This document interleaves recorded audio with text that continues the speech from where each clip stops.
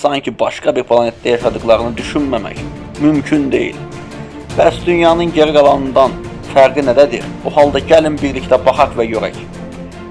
Norveçdə həbsxanalardakı hər məhkumun limitsiz interneti var.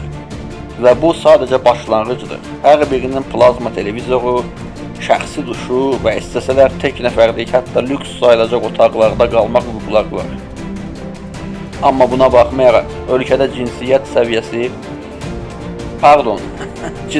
səviyyəsi çox aşağıdır. Elə ki, 2-ci Dünya müharibəsindən bu yana öldürülən polis sayı cəmi 10 nəfərdir. Norveç, yaşam standardı ən yüksək olan ölkədən biridir. Gündə cəmi orta hesabla 6 saat işləyirlər. Çünki insanlar ailələri və dostları ilə vaxt keçirməli, gəzintiyə çıxmalı və şəxsi inkişaflarına zaman ayırmalıdırlar. İş isə ikinci plan